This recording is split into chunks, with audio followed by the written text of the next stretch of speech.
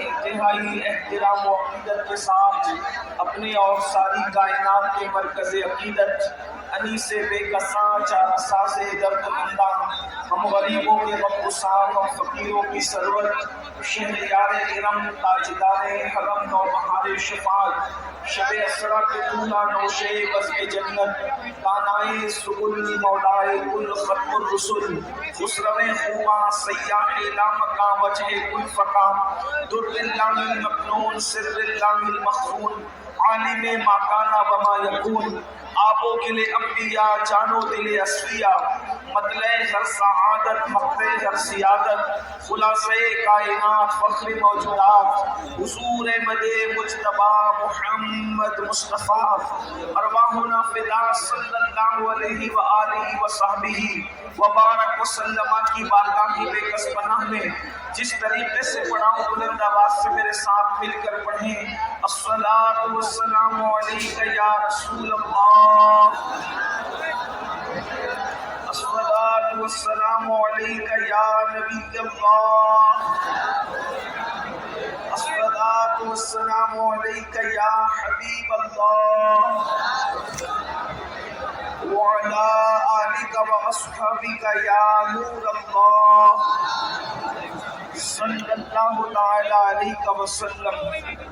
وہ کمال حسن حضور ہے کہ گمان نقص جہاں نہیں، یہی پھول خار سے دور ہے، یہی شمع ہے کہ دھواں نہیں۔ میں نثار تیرے کلام پر ملی یوں تو کس کو زبان نہیں، وہ سخن ہے جس میں سخن نہ ہو، وہ بیان ہے جس کا بیان نہیں۔ فصحا عرب کے بڑے بڑے تیرے آگے یوں ہے دبے لچے، کوئی جانے منہ میں زبان نہیں بلکہ جسم میں جان نہیں۔ کروں تیرے نام پہ جاں فدا، نہ بس ایک جاں دو جہاں فدا، دو جہاں سے بھی نہیں جی بھرا، کروں کیا کروڑوں جہاں نہیں۔ اور کروں مدح اہل دول رضا، پڑے اس بلا میں میری بلا، میں گدا ہوں اپنے کریم کا، میرا دین پا رہے نہ نہیں۔ آج کی یہ محفل بڑی خوبصورت اور حسین و جمیل میلاد مصطفیٰ صلی اللہ علیہ وآلہ وسلم کے حوالے سے انعقاد پذیر ہے۔ وقت میں بہت مختصر سی گنجائش ہے۔ دیکھیے ہم لوگ اہل سنت و جماعت صوفیہ کے ماننے والے لوگ ہیں، اور جتنے وقت کا پرمیشن ہمیں دیا گیا ہے ہم اسی وقت میں اپنی گفتگو کو مکمل کریں گے، اس لیے کہ ہم ایک اچھے مسلمان بھی ہیں اور ایک اچھے شہری بھی ہیں۔ اچھا مسلمان وہ ہوتا ہے جو اپنے مذہب کو فالو کرے، اور اچھا شہری وہ ہوتا ہے جو اپنے ملک کے قانون کو نہ توڑے۔ تو ہم لوگ اچھے مسلمان بھی ہیں اور اچھے شہری بھی ہیں۔ جتنے وقت میں گنجائش ہے بس دو تین باتیں میں آپ کی خدمت میں پیش کر کے اپنی گفتگو کو مکمل کروں گا۔ ہو سکتا ہے بلکہ اللہ کی مرضی یہ ہے کہ ہم تھوڑے ہی وقت میں بات مکمل کریں۔ ایک چیز میں آپ کے سامنے پیش کرتا ہوں، کسی بہت بڑے انگریز مفکر نے کہا تھا، جو عنوان مجھے دیا گیا تھا حضور مخدوم گرامی سیدی امان میاں صاحب نے، اس پر گفتگو تو اب نہیں ہو سکتی، لیکن ایک بات صرف میں عرض کروں کہ ایک بہت بڑے انگریز مفکر نے کہا تھا کہ اگر کسی سے محبت کرنا ہو تو اس میں تین میں سے کوئی ایک چیز ہونی چاہیے۔ اگر تین میں سے کوئی ایک چیز ہو تو پھر وہ اس قابل ہے کہ اس سے عشق کیا جائے، اس سے محبت کی جائے۔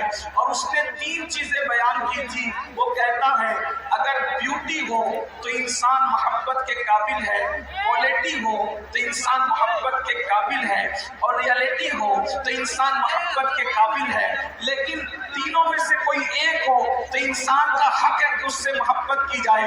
اس انگریز مفکر کے ان تین جملوں کو سامنے رکھیں اور ہم اپنے آقا مدینے والے مصطفیٰ صلی اللہ علیہ وآلہ وسلم کو دیکھیں تو ان میں تینوں کی تین چیزیں موجود ہیں۔ بیوٹی ایسی ہے کہ حسن یوسف بھی حیرت سے ان کو لگتا ہے، اور ان کے حسن کا عالم یہ ہے کہ ایک دن ام المومنین سیدہ عائشہ صدیقہ نے پوچھا تھا کہ یا رسول اللہ آپ زیادہ خوبصورت ہیں یا یوسف زیادہ خوبصورت ہے؟ تو میرے آقا نے کیا جواب دیا ہے ہے وہ سخن ہے، جس میں سخن نہ ہو وہ بیاں ہے جس کا بیاں نہیں، نہ غرور کی بو آتی ہے نہ گھمنڈ کا تصور آتا ہے، اور حقیقت بھی بیان ہوتی ہے۔ ارشاد فرمایا عائشہ یوسف خوبصورت ہے لیکن میرے حسن میں نمک ہے، نمک۔ آقا فرماتے ہیں عائشہ میرے حسن میں نمک ہے، نمک۔ اور نمک کا مطلب کیا ہوتا ہے؟ اس کو ملاحت کہتے ہیں۔ میرے امام کہتے ہیں حسن کھاتا ہے جس کے نمک کی قسم، وہ ملی ہے دلارا ہمارا نبی۔ آقا فرماتے میرے حسن میں نمک ہے، نمک۔ نمک کا کیا مطلب؟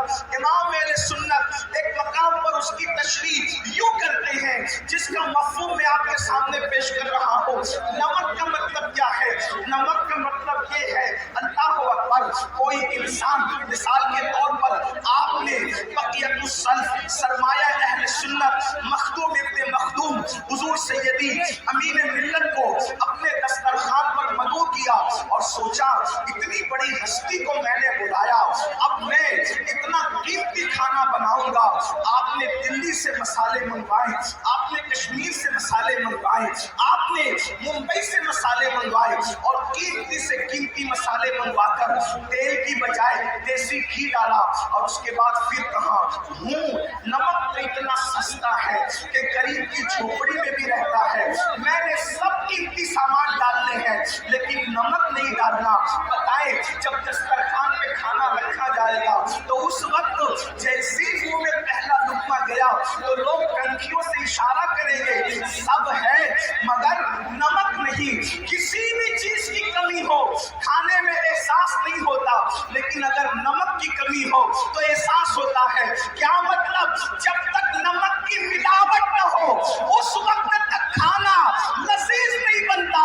آقا فرماتے ہیں او یوسف کا حسن پوچھنے والوں، میرے حسن میں نمک ہے، جیسے کھانا نمک کے بغیر لذیذ نہیں ہوتا، ویسے جب تک کہ